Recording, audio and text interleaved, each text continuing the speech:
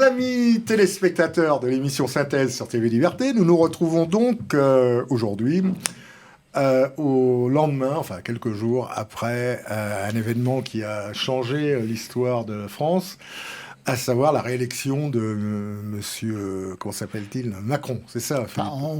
Ça change rien du tout. Non, finalement, ça n'a rien changé. Finalement, ça n'a rien changé. On s'en reprend pour 5 ans. Ça n'a rien changé.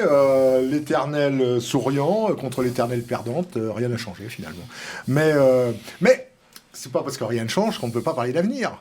Et pour parler d'avenir, nous avons aujourd'hui un invité qui a participé activement, dont une partie a participé activement au premier tour, au deuxième tour même, parce que vous avez eu l'intelligence de donner des consignes de vote, mais donner des consignes dans le sens de l'unité nationale, voilà. Au deuxième tour, voilà. Et la discipline nationale, plus que l'unité nationale, la discipline nationale. D'ailleurs, c'était le cas de vous-même, Philippe Randa. D'ailleurs, vous avez fait un article dans Synthèse nationale, j'ai vu sur le site, remarquable, Synthèse nationale, qui lui-même a joué... En tant que propriétaire de 3 chats et étant portier à chat... Ah, vous aviez de bonnes raisons. Mon vous aviez de bonnes raisons d'être convaincu. Bon, écoutez, on ne va pas refaire l'histoire, c'est ainsi et c'est tant pis. Mais parlons de l'avenir. Donc nous recevons aujourd'hui Thomas Joly, président du Parti de la France. Bonjour Monsieur le Président. Bonjour Thomas.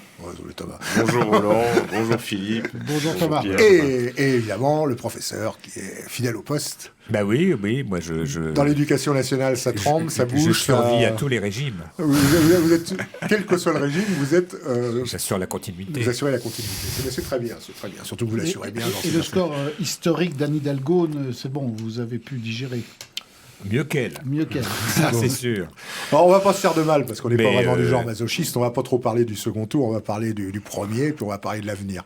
Comme ça évitera de trop s'étendre sur ce qui s'est passé.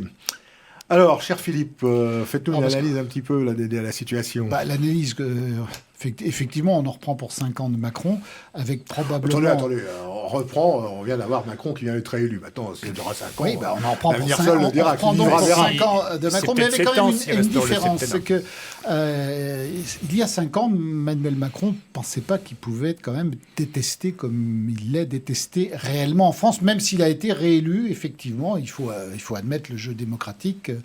Je ne pense pas qu'on puisse parler d'élections truquées. Oui, Macron a été réélu. Sauf qu'il y a 5 ans, ce jeune candidat pouvait penser qu'il allait réunir tous les Français, rassembler tous les Français. C'en était fini de la vieille caste politique, même s'il était en fait le représentant de la vieille caste politique. Et 5 ans après, même réélu, il faut quand même admettre une chose, c'est que Emmanuel Macron, au premier tour, et c'est quand même le premier tour qui est important, et je pense que c'est sur le premier tour qu'il faut surtout parler, parce que c'est là où on a les véritables résultats, véritable choix et véritable raison du vote des gens. Il n'a obtenu que 28% de 75% d'électeurs. C'est-à-dire bien peu de l'ensemble de la population française. Vous me direz, les autres, encore moins, forcément. C'est lui qui a été en tête au premier tour. Mais globalement, il reprend pour 5 ans un mandat où il est pas vraiment légitime. La vérité, elle est là. Ça me fait penser un peu au deuxième tour de l'élection en 2002, quand Jacques Chirac a été réélu, certes avec 80% des voix contre Jean-Marie Le Pen, mais en fait, il représentait pas grand-chose. Oui, parce qu'il y avait beaucoup d'abstention. Voilà, et son deuxième septennat à l'époque n'a pas été... Quinquennat. En fait, il a fait un quinquennat après. Il avait fait que 5 ans. Tout à fait, il a fait un quinquennat, puisque c'est lui qui a... Excusez, désolé, c'était quinquennat. On n'est plus à 2 ans près. Voilà. Donc, le problème aujourd'hui, ce qui est important maintenant dans les conclusions à tirer de cette élection, c'est que, le plancher de verre de Marine Le Pen, même si elle a augmenté son score, reste infranchissable. Le nom de Le Pen, qu'on le veuille ou non, et révulse une partie trop importante des électeurs français. Le nom de Le Pen, oui, enfin il faut reconnaître... Ah oui, non, mais c'est le nom de Le Pen, c'est le... Oui. Moi, je suis plutôt... je pense que Marine Le Pen a fait une bonne campagne de candidate, une bonne campagne de premier tour. Mais peut-être, mais c'est ce qu'il a peut-être sélectionné pour le second tour. Peut-être, mais voilà. je crois que surtout, il y a un fait, et d'ailleurs, c'est Thomas Bardella, c'est Jordan Bardella, qui avait dit un truc très juste, ça lui arrive, ce garçon, de dire des choses justes. Souvent, oui, d'ailleurs, il faut le reconnaître souvent. Il avait dit que face au vote utile, on ne peut rien faire. Je crois que c'était à l'occasion de cette réunion qui avait été organisée par Valeurs Actuelles, qui a eu lieu quelques jours avant le premier tour d'élection présidentielle. Et il avait expliqué que le vote utile, il n'y avait rien à faire face au vote utile, et il avait raison. C'est vrai qu'il y a eu une tentative de vote utile, enfin, il y a eu un vrai vote utile au premier tour face à Macron en faveur de Marine Le Pen, qui est parti du fait que Mélenchon a commencé à monter dans les sondages quelques semaines avant le premier tour, et que beaucoup de gens se sont dit, pour empêcher Mélenchon d'être au deuxième tour, votons directement Marine Le Pen. Et il faut dire qu'il aurait pu y avoir le choix judicieux, à mon sens, d'Éric Zemmour, mais ils ne l'ont pas fait. Bon, c'est comme ça, malgré tout, Éric Zemmour a fait un score tout à fait honorable et même appréciable. Et on en parlera certainement après. Mais quoi qu'il en soit, Marine Le Pen s'est retrouvée au deuxième tour grâce au fait que, nous n'oublions jamais, on est dans un pays où 90% de la population s'intéresse à la politique 5 minutes par an. Et grâce au fait qu'au bout de 40 ans, dans l'esprit de beaucoup de gens, l'opposition, quand tout va mal, il n'y a qu'une solution, elle s'écrit en 5 lettres, LE, plus loin, PEN. Et c'est pas Marine Le Pen qui l'a fait, ça c'est son père, Jean-Marie, qui a réussi à faire passer en 30 ans, ou en je sais plus combien de temps qu'il a... Le Pen a gagné en 74, je vous l'ai déjà expliqué maintes fois. Le jour où il a réussi à se présenter pour la première fois à l'élection présidentielle, c'était en 1974. Il a eu ce coup de génie d'apparaître à la télévision. À l'époque, il y avait 2 chaînes de télévision. Tous les soirs, entre 8h30 et 9h moins le quart, il passait avec son bandeau. Et là, tout le monde l'a repéré, tout le monde l'a classé. Et depuis, en 84, quand il y a eu la percée du Front National, c'était ni plus ni moins que l'aboutissement de 1974. Parce que à ce moment-là, il a réussi, moi-même, je faisais à l'époque partie de la bande rivale, si je puis dire, du Front National, puisque, vous savez, je militais quand j'étais jeune au Parti des Forces Nouvelles, qui était le parti concurrent du Front National, et je me souviens à chaque fois qu'on allait vendre le journal du PFN, qui était 10 fois mieux fait que le journal du Front National, avec des militants 10 fois plus beaux, 10 fois plus intelligents, 10 fois tout ce qu'on veut, eh bien, il n'empêche que les gens, quand on était là, ils nous disaient « Ah oui, très bien, votre journal, là, c'est bien, c'est votre chef, là, on le connaît, il est parfait, on l'a vu à la télé. » On avait beau dire ce qu'on voulait, Le Pen était connu, et Le Pen a gagné en 84 grâce à ça. De la même manière que Marine Le Pen a réussi cet exploit de se retrouver au deuxième tour de l'élection présidentielle, sans même faire de compter les réunions publiques sur les doigts de la main. Moi, personnellement, dans ma région, j'ai pas vu une affiche, j'ai pas vu un tract, j'ai rien vu, sans faire campagne, sans militants, sans rien. Elle a réussi ça. Pourquoi ? Parce que le nom de Le Pen, grâce au travail de son père, a été, et aujourd'hui légitimé comme étant l'opposition au système, quel qu'il soit, auprès des Français. Je sais pas qu'est-ce que vous en pensez, Thomas Joly ? Moi, je suis tout à fait d'accord, et je pense même que malheureusement pour Éric Zemmour et ses militants de Reconquête, c'est qu'ils ont fait la campagne de Marine Le Pen.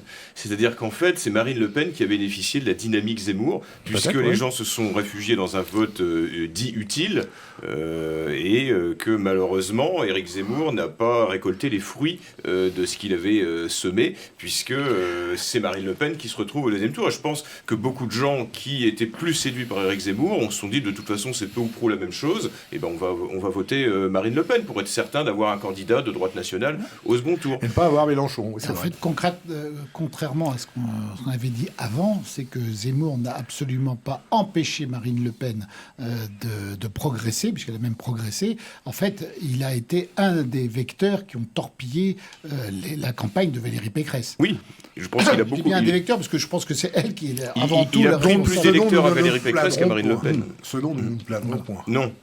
On s'attendait quand même à une gamelle historique de la candidate des Républicains, mais je ne pensais pas à ce point-là. Quand même, les amis, je pense qu'elle non plus. Les amis, nous ne sommes plus des enfants, hélas. Donc on a quand même un certain nombre d'expériences électorales derrière nous. Quand même, de voir que le Parti socialiste, qui était quand même, il n'y a pas encore si longtemps que ça, à 30% des voix, que le parti, l'équivalent des Républicains, l'UMP, le RPR, l'UDF, à tout ce qu'on veut, les partis de la droite conservatrice, ou libérale plus exactement, étaient à pas loin de 30% des voix il y a encore 10 ans, 15 ans. Rappelez-vous, Sarkozy, Ségolène Royal. À l'époque, ça jouait entre ces deux partis. hein, et qu'aujourd'hui, il y en a un qui est même à moins ou équivalent à peu près de M. Poutou, et l'autre qui est l'équivalent de l'écolo, c'est quand même assez... assez... Vous dites ça, mais je ne sais pas s'il faut tellement s'en réjouir. Aujourd'hui, Professeur, vous êtes un homme nostalgique. Ça dépend pourquoi. Oui. On le savait de l'Ancien Régime, mais on ne savait pas de je vais parler de ma jeunesse. 78, l'année où le Parti Socialiste... Vous avez voté pour la première fois? Pas du tout, bien après. Ah bon? Vous me vieillissez. Non, j'avais le droit il est né en 1978. 78. C'est un enfant, on a cru que la gauche allait remporter les élections, le Parti Socialiste. Elle ne les a pas remportées. Vous regardez le programme de la gauche de l'époque, c'est le programme de Mélenchon. Le programme de la droite de l'époque, c'est le programme du Front National ou de Zemmour. Si ce n'est que la situation de l'immigration n'est pas encore faite, elle est juste prévue. Aujourd'hui, ces deux opinions sont interdites. C'est-à-dire que vous avez un parti unique.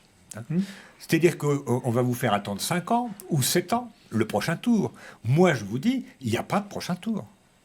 Il y aura un candidat centriste et une extrême gauche à laquelle il faut faire barrage et une extrême droite à laquelle on fera barrage. Et les gens qui sont au pouvoir maintenant, qui vous vaccinent, qui vous masquent, qui vous pucent, ils sont là pour longtemps.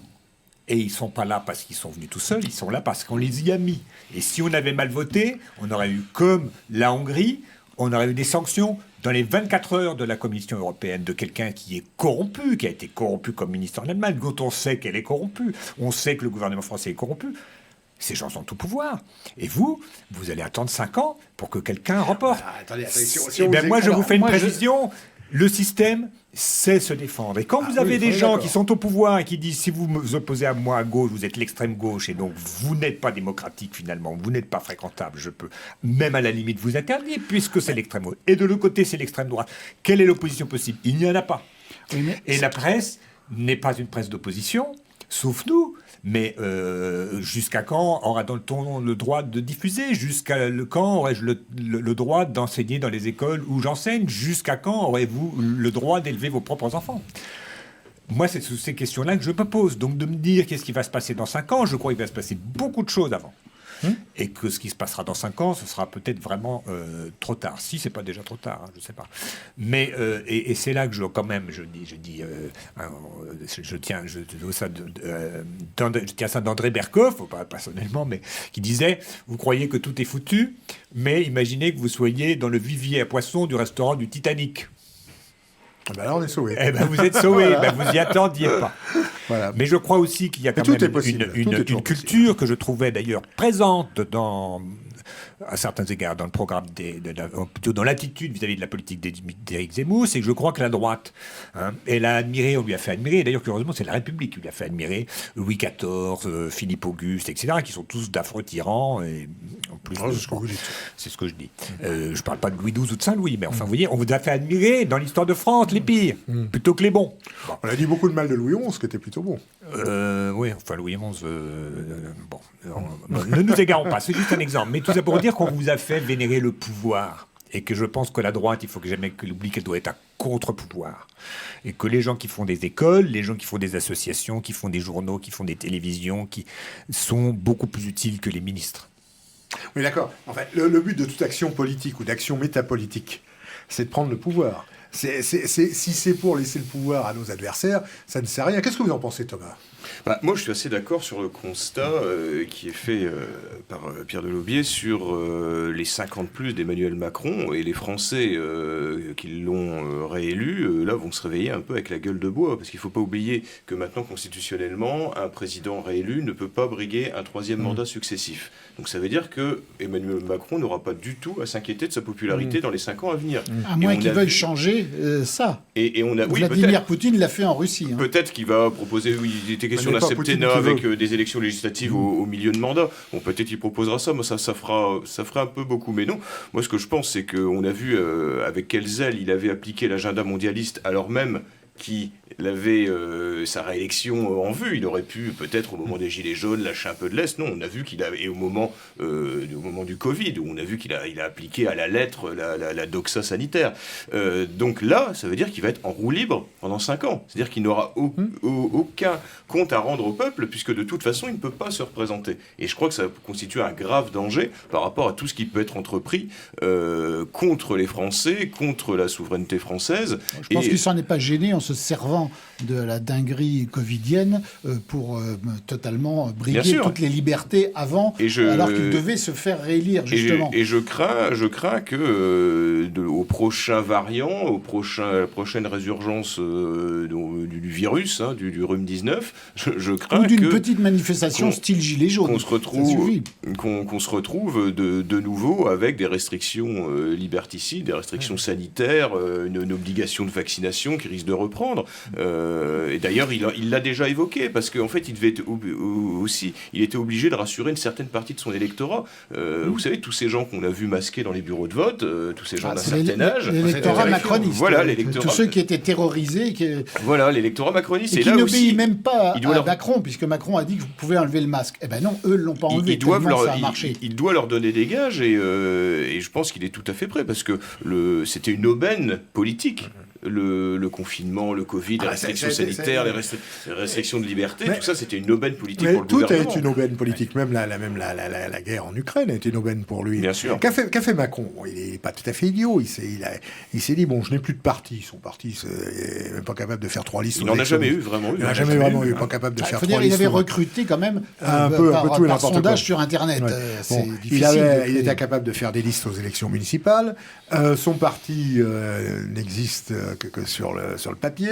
Il s'est dit, je n'ai pas de parti. Il s'est dit, je suis assez impopulaire. Bon, comme je n'ai pas de parti, il faut bien qu'il y ait des gens qui fassent ma campagne. Donc il a fait appel à ce fameux cabinet McKinsey, qui se sont dit, vous allez me préparer la campagne. Mais ils ont dit, c'est pas compliqué, une campagne, il faut d'abord que vous déposiez votre candidature au dernier moment, ce qu'il a fait 3 jours avant le dépôt des candidatures. Comme la plupart des présidents sortants. Oui, certes, mais les autres l'avaient annoncé quand même 1 ou 2 mois avant, quand même. Je sais pas sûr. Non, Général de Gaulle très tard aussi. Non, mais généralement, ils avaient des partis qui annonçaient leur candidature à leur place. Tandis que là, il avait trouvé ses 500 signatures, ou un peu plus. Bon, il a pu déposer sa candidature au dernier moment. Et puis, comme divine surprise, il y a l'invasion de l'Ukraine par l'armée russe. Et là, il essaye de s'imposer comme étant le sauveur de la paix. C'est-à-dire que au lieu d'aller faire campagne, au lieu d'aller sur les marchés, pour le premier tour, au lieu d'aller faire des meetings et tout ça, il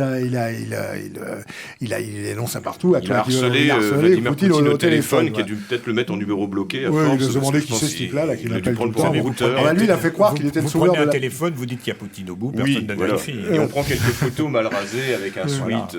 Voilà, donc on a voilà ce qu'il a fait. Il voulait avoir Marine Le Pen au second tour face à lui, parce que pour lui, il pense que c'était l'assurance de sa réélection. Il l'a fait. Il manquait 100 et quelques signatures à Marine Le Pen 3 jours avant le dépôt. Il y a eu le coup de baguette magique. Alors même qu'elle avait déjà plus de 300 signatures de part des élus du RN. La recherche de signatures, des parrainages a été une catastrophe au sein du Rassemblement national, et c'est là qu'on voit qu'il n'avait même plus de militants suffisamment formés pour aller chercher des signatures. C'est elle qui se retrouve au deuxième tour. La banque Bérou est intervenue, la banque aux signatures Bérou est intervenue avec un prêt de signatures qui est nécessaire. Pour faire bonne mesure, on a refilé quelques-unes à Poutou, de manière à montrer qu'il n'y avait pas que l'extrême droite qui en profitait. Poutou, ça mangeait pas de pain, c'était aux alentours de 0,5-1%, donc tout le monde s'en fout. Bref, là-dessus, il se retrouve dans le cas de figure qu'il souhaitait. C'est-à-dire candidat sans faire campagne, face à une Marine Le Pen qui, elle non plus, n'a pas fait campagne, et qui se retrouve, et puis on a vu la suite. Voilà, c'est tout. Et ça, c'était très bien mené. De ce côté-là, c'était très intelligemment mené de la part d'Emmanuel Macron. On peut le reconnaître, ça. De ce côté-là, il a bien sûr, il n'a pas eu besoin, en fait, de faire grand-chose. Il n'a pas besoin de déployer beaucoup d'efforts pour... ce qui est intéressant... Comme les deux finalistes de cette élection présidentielle, c'est des gens qui n'ont pas fait campagne. Et à un moment donné, où on a commencé à avoir peur, parce qu'on s'est dit, oh là là, il y a ce Zemmour là qui est en train de brouter l'herbe sur le dos de Marine, à peu près au moment du rassemblement du Mont-Saint-Michel, où il avait dépassé Marine, je crois, dans un sondage. On s'est dit, il faut que Marine, il faut pas qu'elle perde. Donc, les sondeurs commencent à mettre en avant Mélenchon. La droite se dit, oh là là, attention, on veut pas d'un duel Mélenchon-Macron, on va voter Marine, ça sera plus utile. Et voilà, c'est comme ça que ça s'est passé.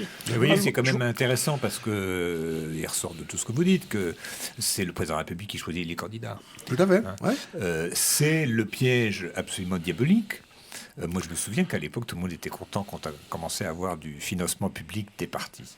Ah, mais c'était le piège. Et je leur ai dit, ça va être une catastrophe, parce que celui qui vous paye, il attend toujours quelque chose. Qui paye, il décide. Vous. Voilà, celui-là qui paye, c'est celui-là qui décide. Exactement.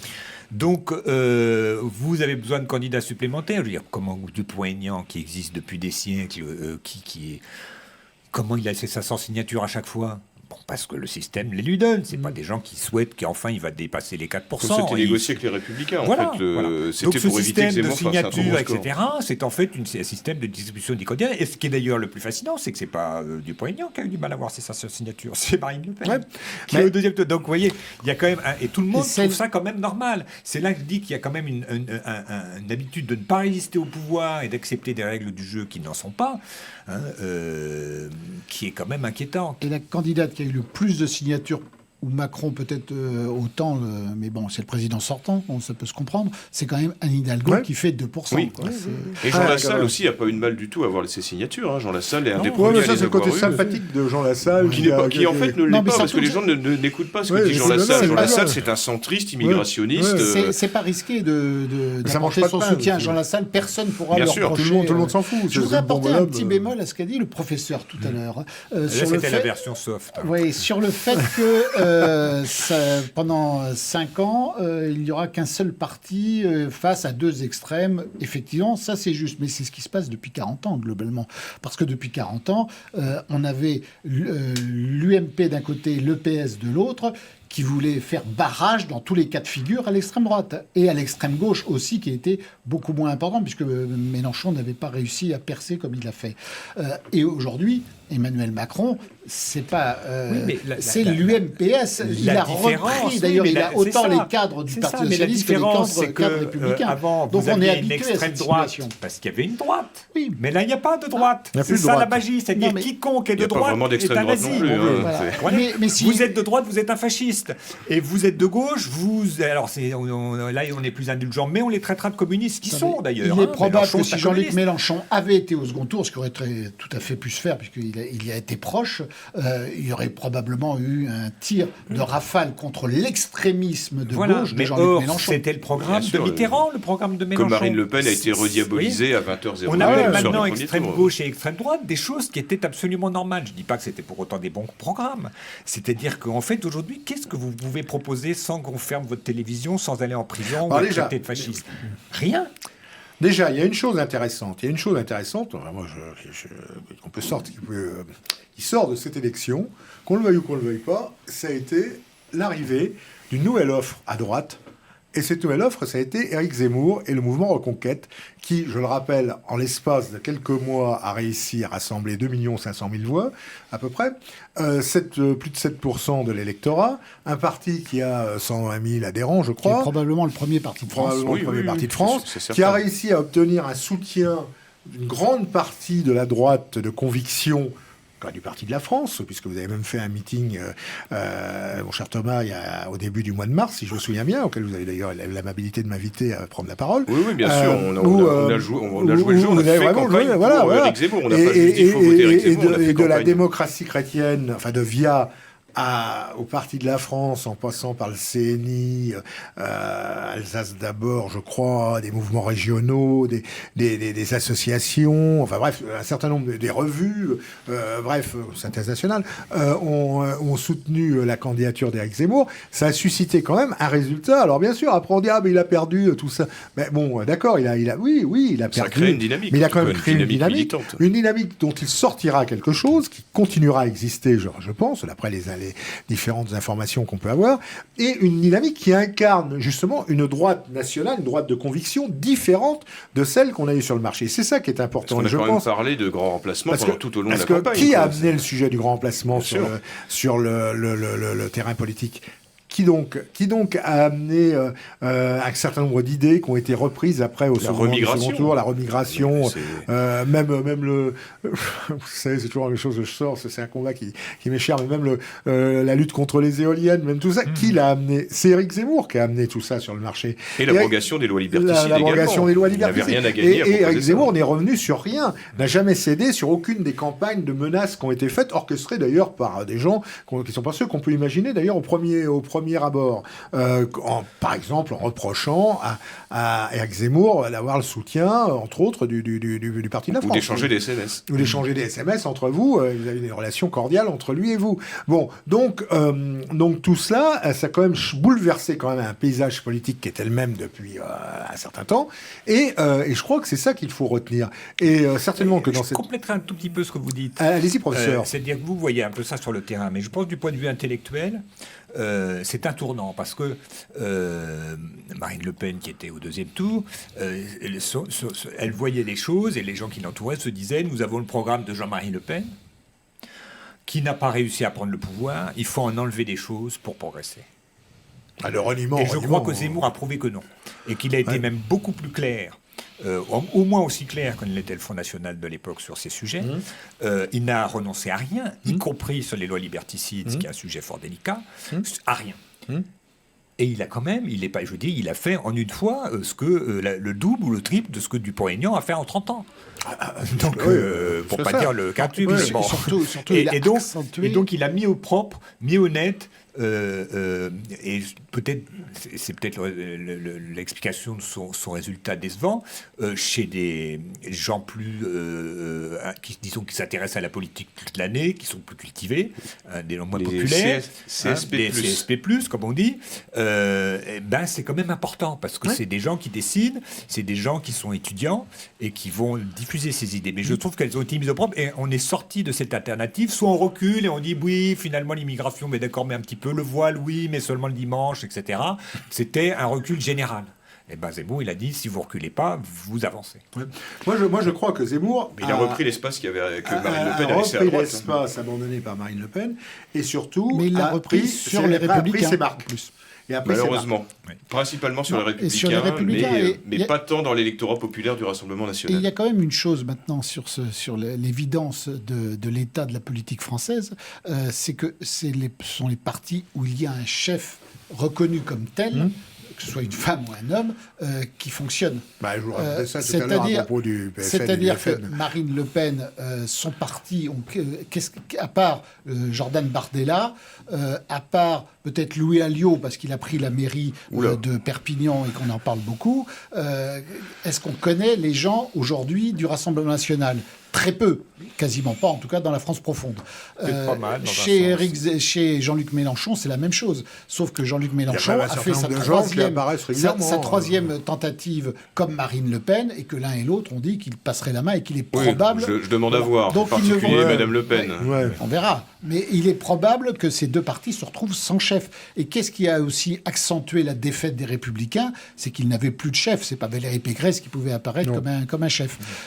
Le problème, c'est que les Républicains se sont fait harakiri le jour où ils n'ont pas voté pour Sarkozy à leur primaire.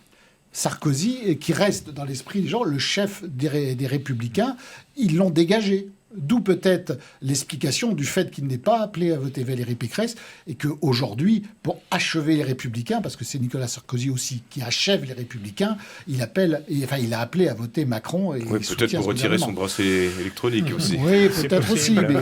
Non, mais ça veut dire que ces partis se retrouvent sans chef. Chez les Verts, n'en parlons pas, parce que Éric Jadot a été complètement dans le mur. Les Verts changent régulièrement. Et sinon, ils ont ils ont Sandrine Rousseau pour remplacer. Donc, au moins, elle pimente la vie politique. Il faut quand même penser à un truc. Non, elle ne fait pas de l'animation humoristique, elle représente un courant politique. Il faut quand même penser à un truc, c'est que ces pauvres gens, les Verts, Ils ont fait moins de 5% des voix. Ils vont quand même avoir des... Ils vont avoir un problème financier. Un problème financier. Oui, surtout... mais ils n'avaient pas fait une campagne, contrairement à Valérie Pécresse qui avait fait une campagne où elle était persuadée de faire au-dessus de 5%, donc elle a dépensé beaucoup plus que Yannick Jadot qui a dépensé un petit peu, mais pas autant que Valérie Pécresse. Il ne se retrouve pas avec 7 millions d'euros de dette, contrairement à Valérie Pécresse. Valérie Pécresse, elle a changé beaucoup de partis politiques et elle s'est ralliée des messieurs dont elle avait l'habitude qui payent la note du restaurant. Mauvaise langue, là. Après, non, donc l'état aujourd'hui de politique, c'est qu'il y a un Macron qui va avoir probablement une majorité, parce qu'avec tous les ralliés des Républicains, du Parti Socialiste, toujours tous quand les les législatives ont lieu après les présidentielles, depuis toujours le parti. Depuis 20 ans, une systématiquement, les gens ne se déjugent pas en 3 semaines. À gauche, il est probable que les Insoumis vont faire un gros score et auront un gros groupe à l'Assemblée. Mais pour l'instant, leur chef n'est plus celui qui va être présenté dans 5 ans, a priori, pour une question d'âge. Je ne pense pas il sera remis. Et puis, ça risque de s'entretuer derrière. Que vont donner les législatives pour le Rassemblement national, Reconquête et les Républicains? Ça, c'est la question à se poser. Déjà, dès le soir du premier tour, Éric Zemmour a appelé à voter contre Macron pour Marine Le Pen. Bon, sans négociation, sans rien du tout, il a tout de suite appelé, sans contrepartie aucune, il l'a fait tout de suite. Et soutien d'Éric Zemmour, je pense en particulier au Parti de la France, je crois dès le lendemain ou le surlendemain, a fait un communiqué allant dans ce sens.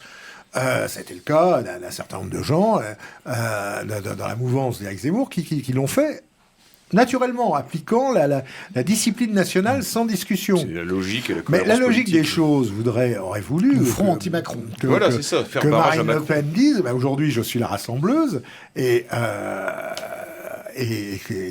qu'elle aurait pu au moins dire merci. Elle aurait pu au moins dire merci, mais ça suffit pas. Il faut aussi qu'elle en tienne compte des forces qui existent. Et ça, résultat, on risque de se retrouver aujourd'hui, et ce qui sera logique, avec 580 candidats du Rassemblement national, s'il y a 580 adhérents, je sais pas, et plus les suppléants, avec 580 candidats de Reconquête, plus peut-être un certain nombre de candidats du parti de M. Dupont-Aignan, plus, je ne sais pas ce que fera le Parti de la France, d'ailleurs, je n'en sais rien.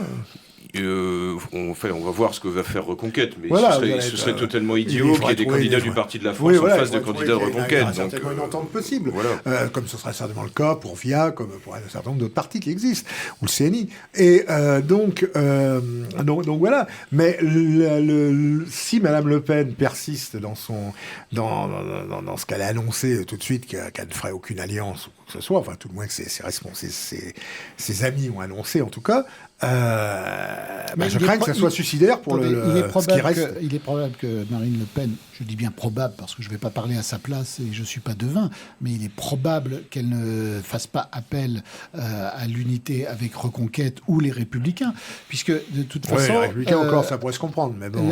La seule obsession de Marine Le Pen, c'est de faire une ouverture à gauche, avec des gens comme Montebourg et tout. Très bien. Mais non, ça fonctionnera pas. Ce qui serait bien, je vais reprendre les paroles de Veillant à Nicolas Sarkozy, lorsque Nicolas Sarkozy, élu président de la République, a fait son ouverture à gauche, où, rappelez-vous, il a eu beaucoup de ministres, Kouchner et d'autres, et Patrick de Veillant a dit, c'est très bien, bravo, il faut faire une ouverture à gauche, ce serait même bien que le président Sarkozy fasse une ouverture jusqu'au RPR. Oui, je me souviens. Oui, voilà. C'est un peu la même chose avec Marine Le Pen. Ce serait très bien qu'elle fasse une ouverture à des gens de gauche compétents, pourquoi pas, mais qu'elle fasse aussi une ouverture à des gens qui ne soient pas de gauche. En est-elle capable ? Je ne vais pas répondre à sa place, on verra bien. Mais, moi, je remarque quand même que la première chose qu'elle a dite, après le premier tour, c'est de se mettre à dos les électeurs de Zemmour. Oui. La première chose, elle n'a pas attendu. Elle n'a pas attendu, elle a fait ça dans les 20 minutes. De les indisposer tout de suite, il ne faut surtout pas qu'ils aient le temps de réfléchir. Ce qu'elle ne sait pas, c'est que dans le parti de Zemmour, on réfléchissait plus que l'ancien. Mais ça, c'est un autre point. Mais si vous voulez, moi, j'assiste à une élection dans laquelle la configuration du premier tour est exactement celle que non seulement annoncent les sondages, mais que souhaite le président, qu'il souhaite depuis 5 ans, que les deux candidats qui ne font pas campagne sont en tête, que le président, plus il annonce des choses désagréables et plus son score augmente.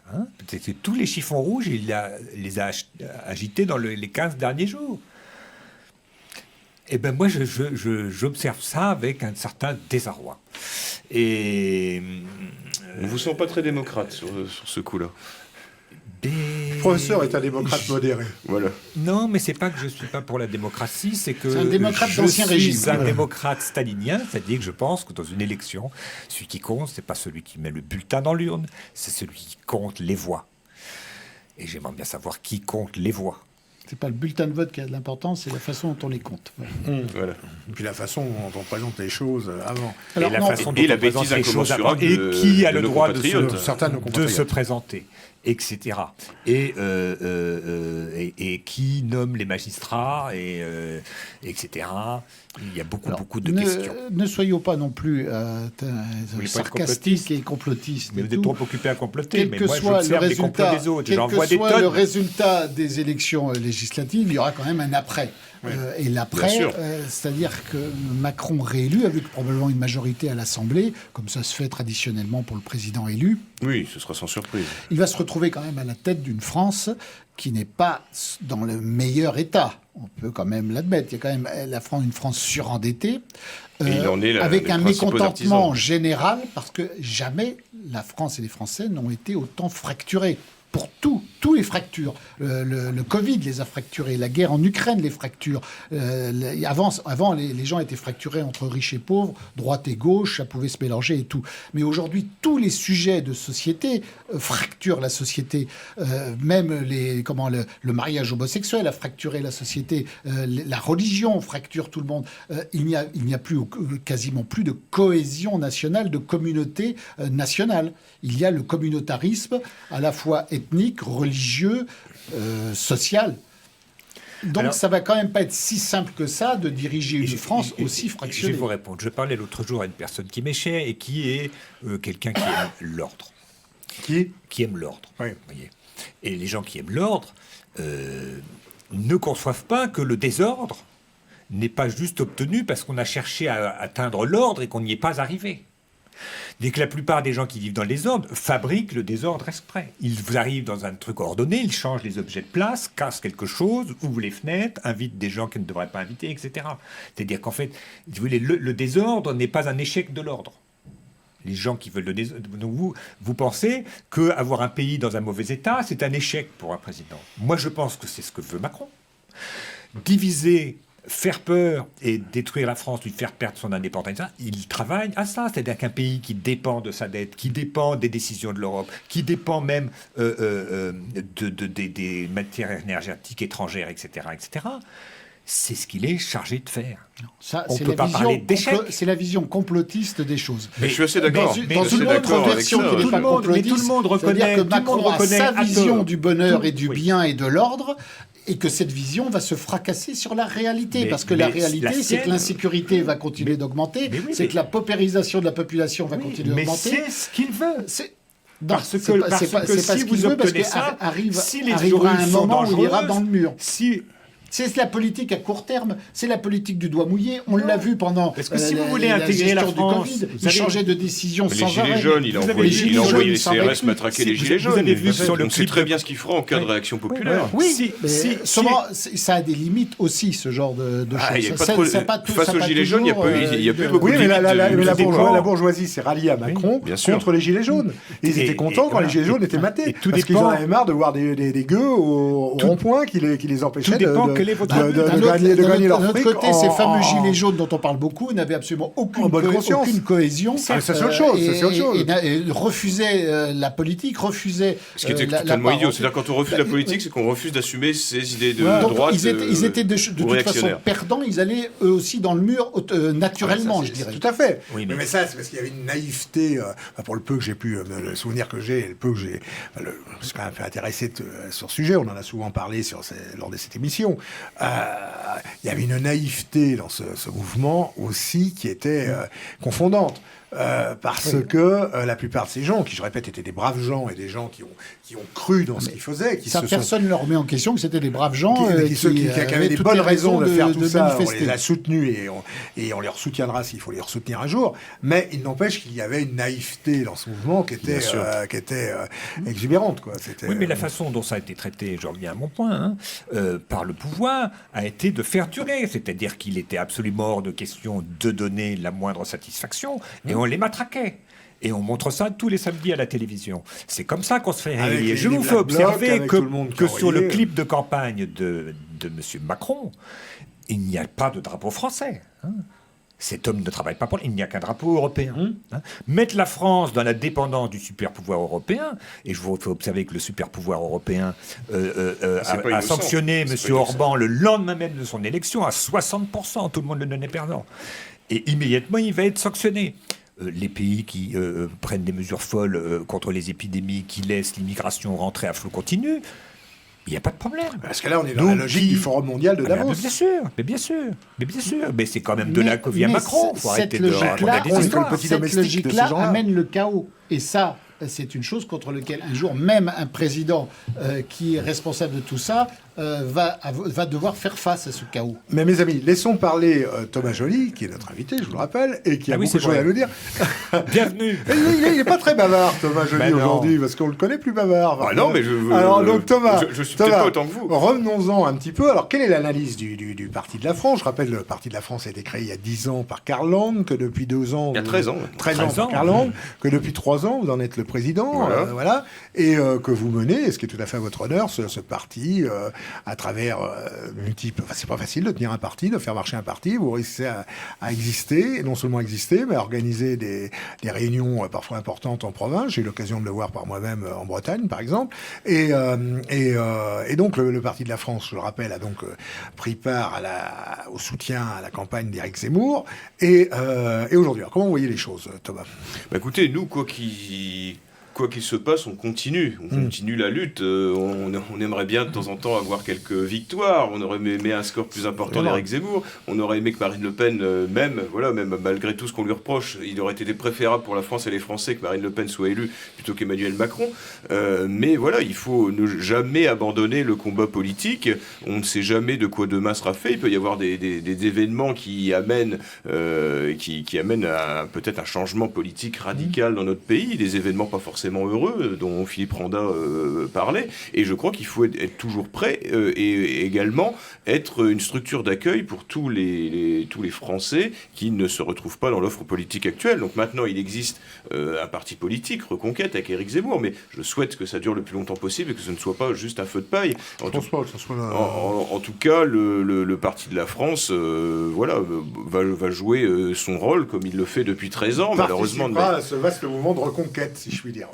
Bien sûr, on essaiera, on sera toujours là. Voilà, nous, on est habitués aux scores électoraux, aux déceptions électorales, et parce que peut-être que des gens chez Reconquête s'imaginaient déjà Éric Zemmour président et qu'il va y avoir certains déçus qui vont arrêter leur engagement politique, mais c'est pas le cas au Parti de la France, puisque vous avez été un des artisans de ce rassemblement autour d'Éric Zemmour. Bien sûr, et sans contrepartie, on n'a pas négocié des canaux qui ont réuni des gens qui étaient dans diverses organisations, mais qui se sont retrouvés. Ça aurait été invraisemblable de ne pas soutenir Éric Zemmour, dans le sens où à 80 ou 90%, il reprend le programme de redressement national du Parti de la France. Voilà, on avait un candidat qui exposait, et en particulier le sujet essentiel, et d'ailleurs il disait bien que c'était le sujet essentiel de sa candidature, c'était la sauvegarde de notre civilisation et l'identité, que c'est ça le plus important, puisqu'on n'en a pas beaucoup parlé jusqu'alors, mais il faut savoir qu'avec un président comme Emmanuel Macron, il va y avoir des millions d'étrangers qui vont de nouveau rentrer en France, et ce ne sera pas des Ukrainiens. Ils viendront d'un peu plus au sud. Encore certains Ukrainiens... Enfin bon.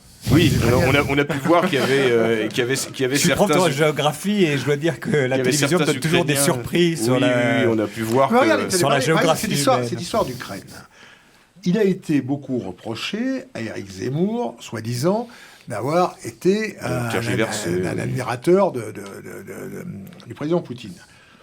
C'est pas tout à fait ça. Éric Zemmour était un garçon qui connaît bien l'histoire de France, ce qui n'est pas le cas de beaucoup d'autres candidats, en particulier peut-être ceux du deuxième tour. Il connaît bien l'histoire de France et il sait que la France n'a pas d'amis ni d'ennemis, qu'elle n'a que ses intérêts. à défendre. Or, l'intérêt de la France, et de l'Europe d'ailleurs, c'est une entente avec la Russie. Voilà, c'est comme ça, parce que nous avons un certain nombre de choses qui font qu'on a plus intérêt à s'entendre avec la Russie, plutôt que de voir la Russie s'entendre avec l'Inde et ou tout du moins pas une mésentente. Et pas une mésentente. Voilà, il faut sauvegarder nos intérêts économiques et énergétiques. On est en extase devant tout ce qui se passe en Russie, le sujet n'est pas là. Mais la France et l'Europe ont intérêt à s'entendre avec la Russie, c'est tout ce qu'il a dit. Bon, quant à l'affaire, après il dit oui, mais quand il y a eu l'histoire des réfugiés ukrainiens, il n'a pas dit tout de suite qu'il allait recevoir 3 familles de réfugiés ukrainiens dans son bureau ou chez lui. Bon, Éric Zemmour a été logique avec lui-même. Quand il dit moi je ne veux pas de réfugiés syriens, je ne veux pas de réfugiés érythréens, je ne veux pas de réfugiés maliens, je ne veux pas de réfugiés et les réfugiés ukrainiens, ils seraient les bienvenus. Certains lui auraient dit, monsieur, vous êtes raciste, parce que eux sont blancs, elles sont blondes, eux sont ci, eux sont ça. Vous les acceptez, alors que les autres, sous prétexte qu'ils ne font pas partie de la même race, de la même civilisation que nous, vous n'en voulez pas. Donc vous êtes raciste. Donc votre candidature est une candidature raciste. Pour éviter ça, sa réaction a été logique. Sa réaction a été logique avec lui-même. Il n'y a rien d'illogique. Et en plus, c'est d'autant plus que on est complet et qu'à ma connaissance, la plupart des Ukrainiens et des Ukrainiennes mais surtout les femmes et les enfants, les enfants et les enfants n'ont pas envie de venir en France, ils avaient plutôt envie d'aller à côté des frontières, en Pologne, dans les foyers pour migrants. C'est terrible parce que quand on parle des réfugiés, quelles que soient leurs origines et leurs motivations, aider des gens en détresse, à la limite, c'est naturel. Ah oui, le fait, les aider, c'est une chose. Mais ensuite, les accueillir pour qu'ils restent chez nous, ça, ce n'est pas normal. Donc, il faudrait juste mettre une clause en disant « Ok, on vous aide dans des endroits où on s'occupe de vous pour attendre que ça aille mieux, dans votre pays, que vous puissiez retourner dans votre pays, mais en aucun cas, ça ne vous donne un droit d'accès à notre pays. Et à ce moment-là, ça ferait l'unanimité, tout le monde serait d'accord. Je ne comprends pas pourquoi il y a des réfugiés ukrainiens. Parce qu'ils se prennent quand même quelques bombes sur la figure, ça il faut quand même l'admettre. Mais d'accord, mais l'Ukraine c'est aussi grand que la France. C'est les 3 fois grand. Donc les gars qui se sont bombardés vont, plutôt que d'aller à 200 km de chez eux, dans leur pays, dans les zones où on se bat pas, préfèrent aller dans d'autres pays, dont ils ne connaissent pas la langue, etc. Pourquoi les gens qui sont... Puisque la Russie elle est arrivée par les frontières, pourquoi les gens de l'Est n'ont pas fui vers l'Ouest? Mais Galicie, je vais vous donner la réponse, c'est qu'ils n'y sont pas les bienvenus parce qu'ils se pensent russes. Ce sont des territoires qui ont été donnés à l'Ukraine par Lénine et par Staline. Par Lénine, en l'occurrence. Et l'Ouest a été conquis sur la Pologne par Staline. En 1939. En réalité, l'Ukraine de 1919 ne comprenait aucun territoire parlant ukrainien. Tous les territoires parlant ukrainien proprement dit étaient en Pologne, parce qu'en fait c'est quasiment la même langue. D'ailleurs c'est le royaume de Pologne-Lituanie. Donc moi ce que je trouve extraordinaire, c'est que si vous êtes envahi dans un pays qui est quand même... les Russes sont arrivés par la mer, donc les gens ne sont pas partis dans des bateaux, ils sont allés par la terre, et au lieu d'arriver en Pologne, ils sont arrivés à Strasbourg, ou peut-être même à Marseille. Je ne sais pas comment, je ne sais pas par quel chemin. Et que fuit-il ? Le pays n'est pas occupé entièrement. Beaucoup ont été en Pologne. Mais tout ça, il y a toute la médiatisation. Donc ce qui a rendu et tout ce qui a été reproché à Éric Zemmour, c'est tout simplement parce qu'il y a un bourrage de crâne absolument colossal et que on lui a dit vous avez rencontré Poutine. Je veux dire tout le monde a le droit de rencontrer Poutine. Madame Le Pen a rencontré Poutine. N'importe qui rencontre Poutine. Même la Russie. Bon, je comprends qu'on ne rencontre pas le président du Paramaribo de la Guyane hollandaise. Vous avez Paramaribo, vous avez appris quelque chose. D'accord. Mais le président de la Russie, je ne vois pas comment un homme politique européen peut ne pas l'avoir rencontré une fois dans sa vie. Alors, on reproche ces propos à Éric Zemmour. À côté de ça, vous avez tous les va-t-en-guerre de la Terre, style Jadot, qui disent oui, il faut aller arrêter Poutine, il faut le traduire devant un tribunal. Mais qui aille, lui, l'arrêter Poutine? Restons sérieux. Mais on laisse ces gens-là parler. C'est abruti de première, raconter n'importe quoi. C'était totalement irrationnel. C'est complètement irrationnel, mais hystérique qu'on a pu entendre de ces gens-là. Non, mais vraiment, alors, je ne suis pas certain que ça a été décisif quant au score décevant d'Éric Zemmour. Je ne pense pas que sa position... parce que bon, c'était un peu le vote passé. utile. Et puis Je ne suis pas certain non plus que les Français y comprennent grand-chose dans ce conflit. Sur le rôle des sondages, qui sont juste à la fin, mais c'est peut-être aussi dans les... Bien sûr, il y a une influence, il y a une manipulation par les sondages. Depuis des mois et des mois, les sondages matraquent des résultats qui font varier plus ou moins pour l'ambiance, pour amuser la galerie, mais qui amènent les gens à ce vote utile où on se dit on vote pas pour nos idées, mais on vote pour être le plus utile contre les gens qu'on n'aime pas. C'est l'influence du vote. Thomas, il ne nous reste plus que quelques minutes, donc en quelques mots, résumez-nous un peu l'action future du Parti de la France. Il y a de nouveau des élections, donc on va voir des élections législatives. Ce qu'on espère, c'est ce qu'on a abordé tout à l'heure, c'est qu'il y aura, que Marine Le Pen aura l'intelligence de former une grande coalition de droite nationale avec Reconquête, avec Nicolas Dupont-Aignan, puisque ça a déjà été fait à une époque, et pourquoi pas que le Parti de la France, malgré nos maigres moyens, on peut participer. En tout cas, je pense que ce serait le plus intelligent de telle façon à ce que de rendre, même si on sait que on dit souvent les législatives c'est le 3e tour, mais en fait c'est une confirmation des résultats des élections présidentielles. Mais si elle veut se positionner en formant un bloc de députés qui peuvent peser à l'Assemblée nationale, c'est en faisant en étant rassembleuse plutôt que boutiquière. Désolé de vous interrompre, mais ça ne peut pas se faire pour des raisons financières.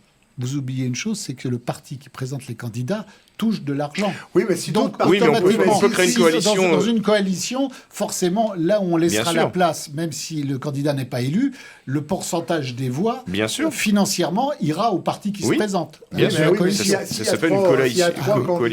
S'il y a 3 candidats qui se battent sur à peu près les mêmes idées, on aura l'exemple d'une circonscription où il y aura un candidat du Rassemblement national, un candidat de Reconquête et un candidat de Debout la France, et pourquoi pas un candidat d'un autre mouvement nationaliste quelconque, eh bien, ça divisera totalement le nombre de voix. Donc, elle sera perdante. Rappelez-vous qu'aux dernières élections législatives, le Rassemblement national a même présenté un candidat contre Nicolas Dupont-Aignan aux législatives, qui avait appelé et qui avait rejoint Marine Le Pen. Oui, donc on peut espérer qu'en 5 ans, elle a retrouvé peut-être une certaine intelligence politique, souhaitons-le. L'espérance est vivre, n'ayons pas peur de le dire.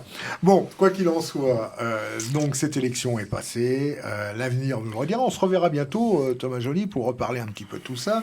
C'est toujours intéressant et c'est aussi... Il n'y a pas que les élections, le combat politique n'est pas que électoral. Il faut continuer à occuper le terrain tout au long de l'année et sensibiliser nos compatriotes, malheureusement léthargiques. Juste faire une petite parenthèse qui n'a rien à voir avec ça, parce que il n'y a pas que les élections dans la vie, si je puis dire.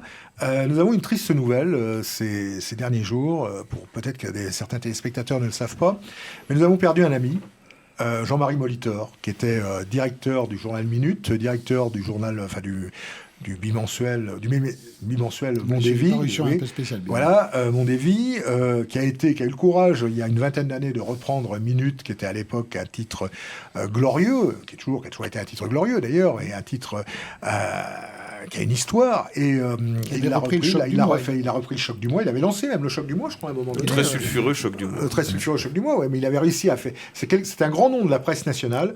Il n'était pas si vieux, hein, il avait 66 ans. Jean-Marie Molitor nous a quittés il y a quelques jours, et je voudrais qu'on ait une pensée pour lui, parce que c'était un type en plus qui était un militant nationaliste, issu des rangs de l'Action française quand il était jeune, mais qui a toujours été quelqu'un d'ouvert et à chaque fois, moi personnellement, à chaque fois que je lui ai demandé un service, que ce soit pour ma boutique ou pour d'autres, il a toujours été très accueillant, enfin en tout cas c'est pas possible. Donc je voulais qu'on ait une pensée pour Jean-Marie Molitor. Philippe, vous aviez quelques autres informations à donner peut-être? Il nous reste quelques secondes. Roland, vous avez un livre, vous vouliez vous en parler, je voulais présenter un livre que je n'ai pas édité, mais que vous avez édité, d'André Pozokov, sur l'immigration, l'heure des comptes. Alors c'est un gros pavé, mais avec tous les chiffres sur l'immigration et sur les dégâts économiques, les vrais chiffres. Croyez-moi, c'est un travail qu'a fait André Pozokov qui est remarquable. Je pense qu'on aura l'occasion d'en reparler ici et ailleurs. C'est un travail remarquable effectivement qui fait la suite à un autre livre qu'on avait publié il y a quelques mois qui s'appelait Immigration, l'épreuve des chiffres. Aujourd'hui, c'est l'immigration, l'heure des comptes, ce 2e tome qui traite de l'immigration, et franchement, c'est 28 €. Oui, mais 28 €. C'est pas le prix de coût de l'immigration. Non, c'est le coût du livre. Croyez-moi, pour 28 €, pas cher pour les migrants. C'est pas très glamour, je le reconnais, mais c'est un livre, quand on est plongé dedans, voilà. Donc c'est important de le savoir. Un livre de poids. Et d'utilité publique. Je rappelle une dernière petite chose, le Parti de la France, comme quoi, à la TV Liberté, nous sommes très ouverts, vous avez aussi une chaîne de télé qui s'appelle... une chaîne YouTube. Une chaîne YouTube, oui, animée par la charmante Epona. Voilà, parmi les vidéos, il y a des entretiens, donc c'est à peu près tous les 15 jours, il y a un entretien avec quelqu'un qui a écrit un livre. D'ailleurs, vous avez été... J'ai été invité. C'était un plaisir d'être passé. Oui, on essaye, avec nos maigres moyens, mais avec une charmante présentatrice qui fait le plaisir des téléspectateurs. C'est très bien. Ben voilà mon travail. Mes chers amis, voilà, cette émission se termine. Merci Thomas Joly. Bon, merci évidemment, c'était une émission qui se situait dans un contexte bien particulier. Mais quoi qu'il en soit, le combat continue et les organisations sont là, les revues sont là. Continuez à soutenir TV Liberté, continuez à vous abonner à Synthèse Nationale, à la revue que tous nos amis connaissent. Continuez à militer dans vos organisations, quelles qu'elles soient, y compris d'ailleurs au Rassemblement National. Mais intéressez-vous à ce que fait le Parti de la France. Il y a un site Parti de la France. Oui, bien sûr, il y a un site. On est présent sur tous les réseaux sociaux également. Donc c'est pas compliqué de nous trouver. Voilà, c'est très bien. Et à bientôt pour une nouvelle émission. Voilà.